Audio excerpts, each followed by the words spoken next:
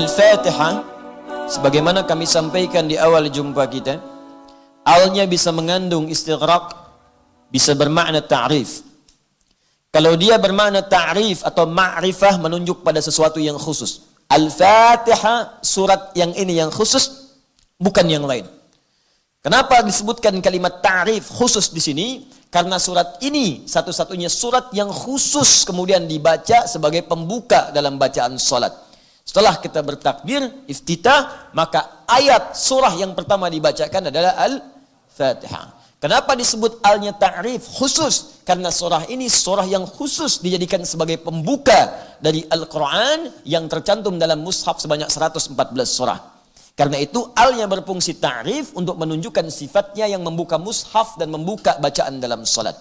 Tapi jangan lupa al pun berfungsi istighraq, menunjuk makna komprehensif dengan segala keistimewaannya. Al-Fatihah, Fatihah pembuka nilai-nilai kebaikan. Al yang menunjuk istighraq, pembuka semua nilai-nilai kebaikan. Jadi kalau ingin dibukakan kepada kita oleh Allah Subhanahu wa taala semua jenis kebaikan, kebaikan dalam rezeki, kebaikan dalam ilmu, kebaikan dalam rumah tangga, kebaikan dalam pekerjaan, kebaikan dalam kehidupan sosial, semua jenis kebaikan. Yang sakit jadi sembuh, yang susah jadi mudah, yang sempit jadi lapang. Maka pelajarilah isi Al-Fatihah dengan makna al yang kedua, yaitu fungsi istighraq. Ayat 1 sampai dengan 3 sudah kita bahas. Sekarang kita masuk kepada ayat yang keempatnya. Saya simpulkan dengan singkat. Pengantar pertama, jadikan semua karena Allah Subhanahu wa taala jika ingin dibuka semua jenis-jenis kebaikan dalam kehidupan kita. Itulah fungsi ba. Lakukan semua karena Allah, dan cara mengerjakan karena Allah niatkan sebagai ibadah. Karena itu menggunakan lafaz jalalah Allah yang bermakna haqqul ma'bud wa ma'budu bil haqq. Jadi jangan sekedar bismillah tapi dipanggil salat lambat. Diminta zakat, lambat. Diminta puasa, tunda-tunda. Tidak. Kalau kita ucapkan bismillah, ingin dibuka semua jenis kebaikan, maka cepat respon semua perintah Allah sebagai bukti pengabdian kita kepada Allah Subhanahu wa taala. Maka kalau itu dikerjakan, maka sifat ismun bimakna sumuwun akan melekat kepada rahmat Allah yang diturunkan kepada kita. Orang yang rajin ibadah, orang yang dekat dengan Allah, orang yang cepat merespon seruan-seruan Allah, maka akan diangkat oleh Allah Subhanahu wa taala derajatnya dan didekatkan dengan rahmat dunia dan akhirat. Rahmat dunia sifatnya disebut dengan Rahman. Karena itu orang-orang yang ibadahnya khusus, spesial, rajin, cepat dekat dengan Allah, maka Allah akan berikan rahmat-rahmat dunia lebih cepat dibandingkan dengan hamba-hamba biasa. Itu yang dicontohkan kepada Maryam alaihissalam. Maryam punya mihrab, rajin ibadah, melebihi kadar manusia-manusia yang lainnya. Kalau orang-orang lain siangnya makan, ia puasa. Malamnya tidur, ia tahajud. Ya, banyak beribadah kepada Allah di luar batas kadar manusia biasa. Maka apa yang terjadi? Beliau biasa, bukan nabi, bukan rasul, tapi rezekinya dimudahkan oleh Allah lebih daripada orang-orang yang lainnya. Contoh lain, pemuda-pemuda di dalam gua, Ashabul Kahf. Ashabul Kahfi itu bukan nabi, bukan rasul, tapi kecintaannya kepada Allah untuk mendekat, meninggalkan tempatnya karena banyak dikejar-kejar supaya menjauh dari Allah. Untuk mendekat kepada Allah, rela meninggalkan kenyamanan, rela meninggalkan kemapanan, rela meninggalkan kenikmatan, bahkan berada di gua yang sempit pun rela, yang penting Allah ridha.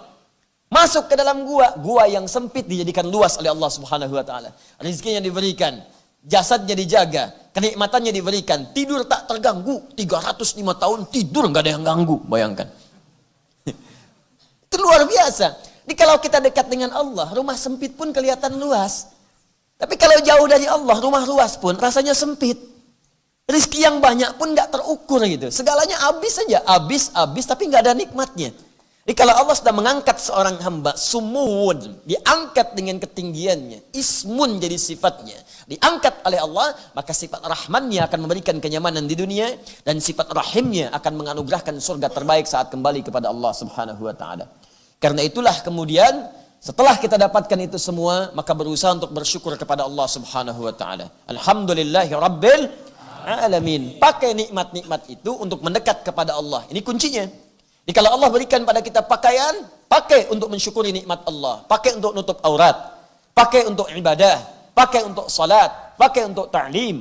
Allah berikan kita rizki berupa sepeda, pakai untuk mendekat kepada Allah. Cari rizki, olahraga supaya sehat, sehatnya diniatkan untuk ibadah, bukan sekedar olahraga.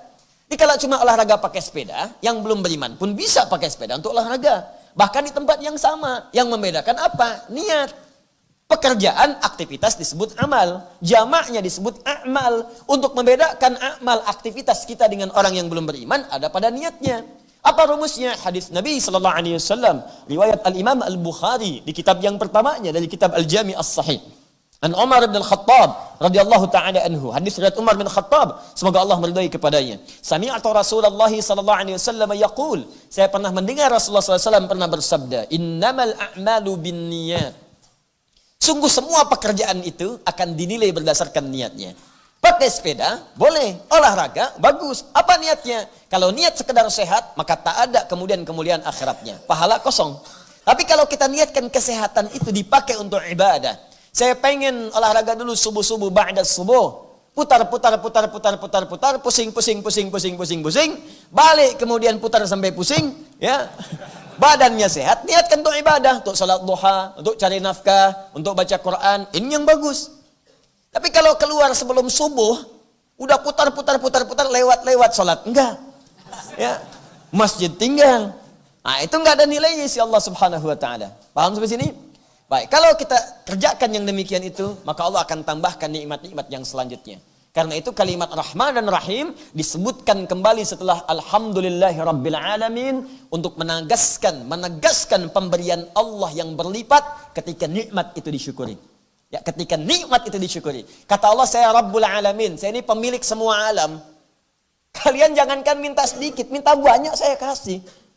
Nggak ada yang kurang pada saya, pemilik alam semuanya. Siapa orang paling kaya di muka bumi? Cuman punya sedikit dari bumi. Saya punya semuanya.